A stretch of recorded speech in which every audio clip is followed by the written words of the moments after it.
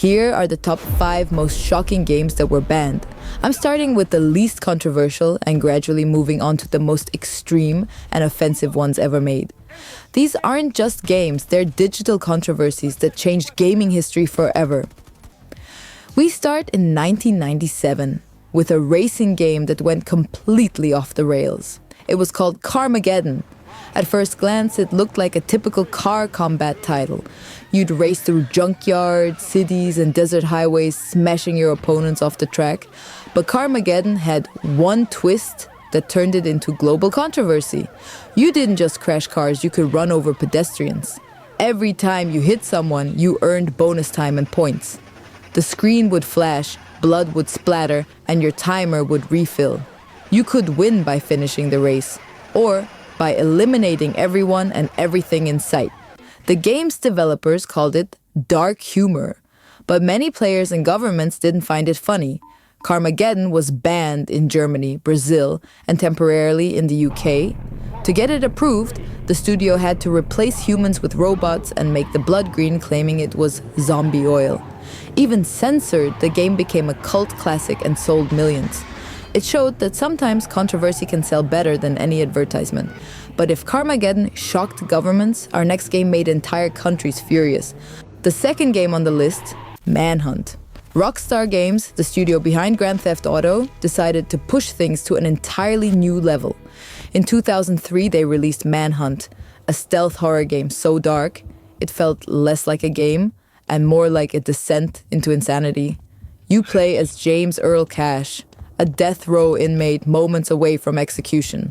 The world believes he's dead, but instead, he wakes up in an abandoned city filled with deranged gang members. A voice echoes through the loudspeakers, calm, confident, and commanding. He calls himself the director. The director tells Cash that freedom awaits him, but only if he can survive the night. The catch? Every move, every brutal act is being filmed for a twisted underground audience that treats murder like entertainment. Each level is a set, each kill a performance, and you, the player, are the cameraman. You hide in shadows, lure enemies, and perform executions that range from simple to absolutely horrifying. Plastic bags, shards of glass, machetes. Every weapon has its own gruesome animation. The longer you hold the button, the more brutal the execution becomes. The result is raw, unnerving, and disturbingly real. The Chicago Tribune called it the most violent game ever made.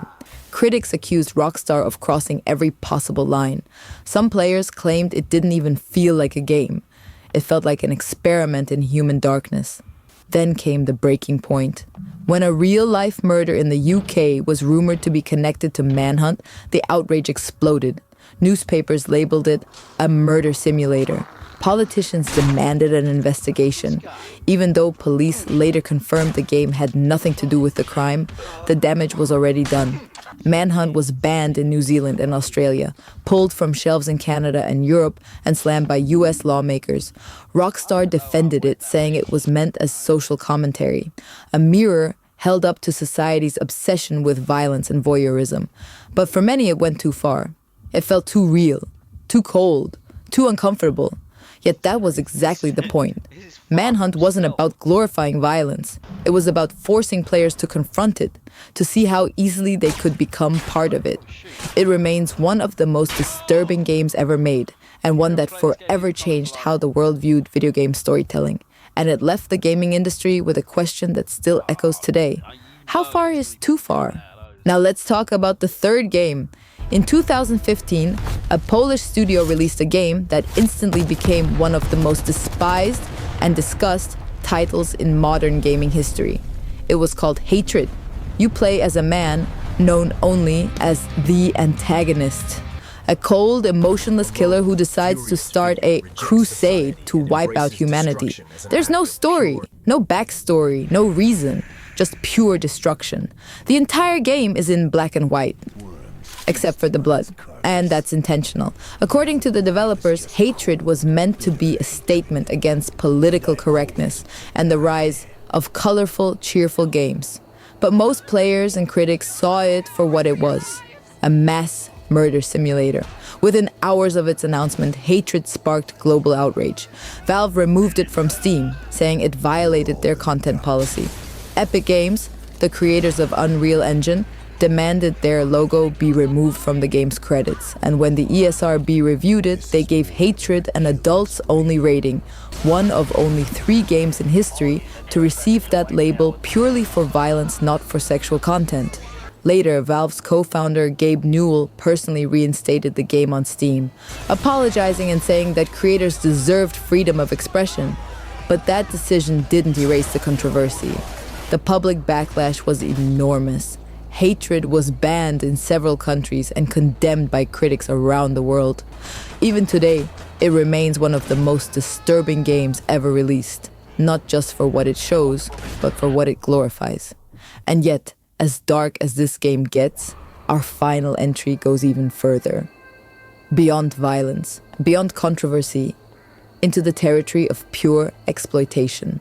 On number 4, we have a game that turned chaos into controversy. Postal. Back in 1997, long before the internet was filled with outrage and online debates, a tiny Arizona studio called Running with Scissors released a game that would forever redefine the meaning of offensive entertainment. You play as a man known only as Postal Dude, a disturbed loner who believes that the US government has released an airborne virus called the hate plague. In his twisted mind, everyone around him is infected. And there's only one way to stop the madness: by eliminating them all. Every mission is a massacre. You walk through suburban streets, military bases, and public areas, gunning down civilians who scream, flee, and beg for mercy. Your only objective is to kill enough people to move on to the next stage. There's no redemption arc, no heroic ending, just senseless, escalating violence wrapped in dark humor.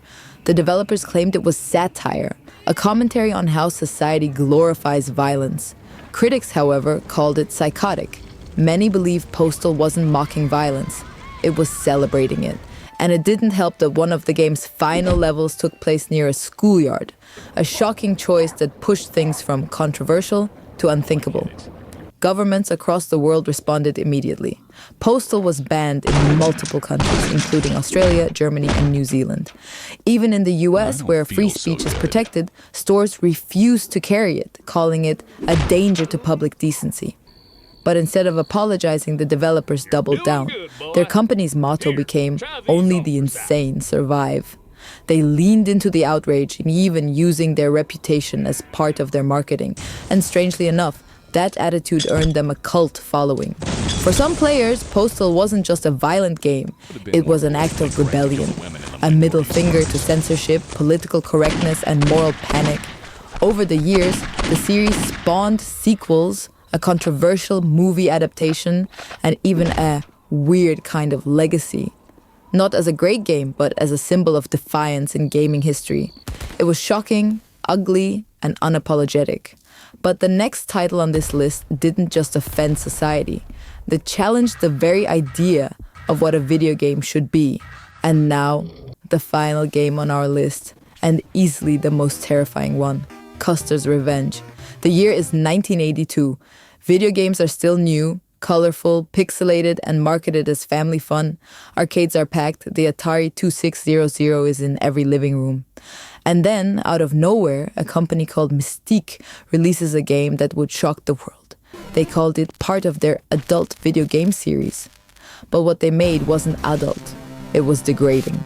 You play as General George Armstrong Custer. Yes, the same 19th century cavalry officer from American history.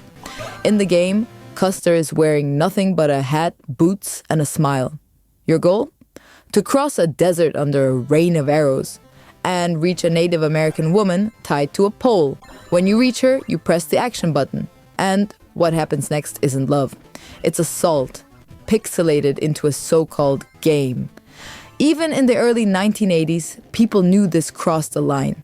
Women's rights groups, Native American activists, and church organizations all demanded it be banned. Protests erupted outside game stores and arcades. Some retailers refused to carry it entirely. Mystique tried to defend their work, calling it humor, claiming that the woman was consenting and that it was all just fantasy. But the world didn't buy it. The backlash was overwhelming. Magazines condemned it. Parents destroyed copies. And within months, Custer's Revenge was pulled from most shelves. Not because of a government ban, but because of sheer public disgust. The game sold for around $50 at the time, roughly $160 in today's money. But its cost wasn't measured in dollars. It damaged the credibility of the entire video game industry at a time when it was just beginning to grow. Today, Custer's Revenge is remembered not as a collectible or a piece of nostalgia, but as a stain on gaming history. A reminder that freedom of creativity does not mean freedom from accountability. It remains one of the most offensive, exploitative games ever made. Proof that sometimes a line must be drawn. Because some games don't just get banned, they get buried.